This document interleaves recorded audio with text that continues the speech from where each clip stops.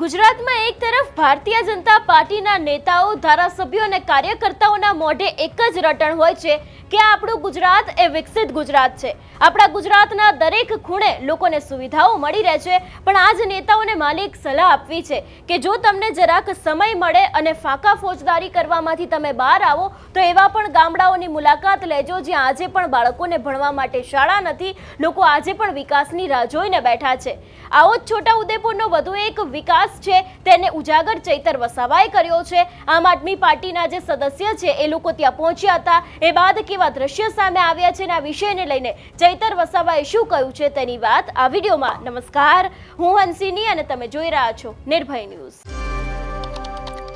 ગુજરાતમાં એક તરફ વિકાસ મોડલની વાતો કરવામાં આવે છે, આપણા ગુજરાતને ડિજિટલ ક્રાંતિ આગામી સમય 2047 સુધી લઈ જવાનો છે એવી પણ વાત થઈ રહી છે, ત્યારે આજે પણ ગુજરાતના ઘણા બધા એવા વિસ્તારો છે કે જ્યાં લોકોને પાયાની સુવિધા પણ મળતી નથી। ચૈતર વસાવાની પોસ્ટ વિશેની વાત કરવામાં આવે તો તેમના દ્વારા આ સમગ્ર મામલે એક સોશિયલ મીડિયાની પોસ્ટ કરવામાં આવી છે, જેમાં આમ આદમી પાર્ટીના કયા નેતાઓ ગયા હતા, ત્યાં જઈને તેમને શું જોયું છે એ દરેક વિષયને લઈને પણ વાત કરી છે। સૌથી પહેલા તો સોશિયલ મીડિયાની પોસ્ટ પર નજર કરીએ। અહીંયા લખવામાં આવ્યું છે, ગુજરાત મોડલની આ એક સચ્ચાઈ છે। આમ આદમી પાર્ટીના જે નવા બનેલા જિલ્લા પંચાયતના સદસ્ય છે અને તાલુકા પંચાયતના સદસ્ય છે એ લોકોએ ગુજરાત મોડલના એક એવા ગામ છે એની મુલાકાત લીધી હતી અને ત્યાં જે આઝાદીના 78 વર્ષ પછી પણ વિકાસથી લોકો વંચિત છે એવી વાત અહીંયા ચૈતર વસાવા દ્વારા કરવામાં આવી છે। હવે વાત કરીએ કે તેમના દ્વારા શું લખવામાં આવ્યું છે। અહીંયા વાત કરવામાં આવી છે, નર્મદા જિલ્લાના ચિકદા તાલુકાનું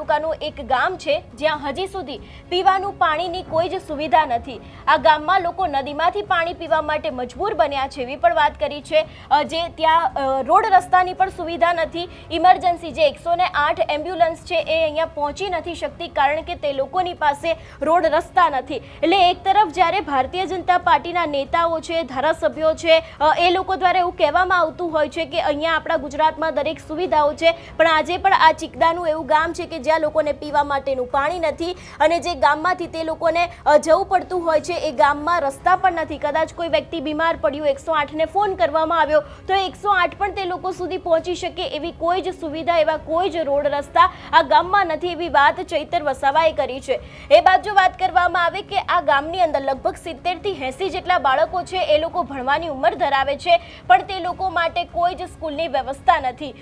ગુજરાતનું ભવિષ્ય ક્યાંક ગુજરાતના ભવિષ્યને લઈને અહીંયા વાત કરવામાં આવી છે કે લગભગ 70 થી 80 જેટલા બાળકો છે એ લોકોને ભણવું છે, પણ અહીંયા માટે ભણવા માટે સરકારી શાળાઓ નથી એવી પણ વાત તેમણે કરી છે। લગભગ 30 જેટલા નાના બાળકો છે પણ એમના માટે કોઈ જ આંગણવાડીનું સેન્ટર નથી એવી પણ વાત અહીંયા કરવામાં આવી છે અને 130 જેટલા ઘર છે અને આમાંથી લગભગ 600 જેટલી આબાદી એટલે કે ટોટલ લોકો એટલા રહે છે, એમાંથી ખાલી ને ખાલી 71 લોકોની પાસે જ આધાર કાર્ડ છે, બાકી લોકોની પાસે રાશન કાર્ડ પણ નથી અને ઘણા બધા 8 લોકો એવા પણ છે જે લોકોની પાસે ઇલેક્શન કાર્ડ પણ નથી। આ જે ગામ છે એની અંદર અત્યાર સુધીમાં વીજળીની કોઈ જ સુવિધા નથી એવો પણ આક્ષેપ અહીંયા ચૈતર વસાવા દ્વારા કરવામાં આવ્યો છે। देश में गुजरात मॉडल के नाम पर ढिंढोरा पीटा जा रहा है, लेकिन सच्चाई यह है कि गुजरात के आदिवासी इलाकों में आज भी रोड, रास्ता, बिजली, पानी, शिक्षा जैसी બુનિયાદી સુવિધાએ પણ ઉપલબ્ધ નથી એવી વાત ક્યાંક અહીંયા ચૈતર વસાવા દ્વારા કરવામાં આવી છે। એટલે એક તરફ જે રીતે આપણે જોતા આવ્યા છે કે ભારતીય જનતા પાર્ટીના જે નેતાઓ છે એ લોકો અવારનવાર ફાંકા ફોજદારી કરતા હોય છે કે અમે જેટલા વિસ્તારમાં અમારી સત્તા છે છેલ્લા 30 વર્ષથી એ દરેક જગ્યાએ લોકોને પાયાની સુવિધાઓ મળે છે, પણ આ નેતાને મેં પહેલાં પણ સલાહ આપીને અત્યારે ફરી એક વખત પણ કહું છું કે જે રીતે તમે તમારી ગાડીઓ લઈને એસીની ચેમ્બરમાં બેસો છો, લોકોની સાથે મુલાકાત કરો છો, શહેરનો જે વિકાસ બતાવો છો એવો જ વિકાસ તમારે ક્યાંક ગામડાઓમાં પણ કરવાની જરૂર છે કારણ કે અહીંયા બાળકો છે એ લોકોને ભણવું છે પણ તેમની પાસે સ્કૂલ નથી, નાના બાળકોને આંગણવાડીમાં જવા માટેના કોઈ સેન્ટર નથી, રોડ રસ્તા છે તો પછી એવી કોઈ સુવિધાઓ નથી આપવામાં આવી કે ત્યાં 108 સુદ્ધા પણ પહોંચે। એટલું જ નહીં, ચૈતર વસાવા દ્વારા સમગ્ર મામલે તેમના સોશિયલ મીડિયાની અંદર ફોટોઝ પણ શેર કરવામાં આવ્યા છે। એ ફોટોઝની જો વાત કરવામાં આવે તો અહીં તેમના દ્વારા આજે આમ આદમી પાર્ટીના લોકો છે એ લોકોએ મુલાકાત લીધી હતી એ દરેક ફોટો પણ અહીંયા ક્યાંક મૂકવામાં કરવામાં આવે છે અને આજે આ ગામડાની હાલત કેવી છે એ આના ઉપરથી સ્પષ્ટ રીતે જોઈ શકાય છે કે લોકો કેવી રીતે પાણી ભરી રહ્યા છે, કારણ કે નલ સે જલની યોજના લાવવામાં તો આવી છે, કરોડોનો ખર્ચો એની પાછળ કરવામાં આવ્યો છે, પણ આજે પણ ઘણા બધા એવા ગામડાઓ છે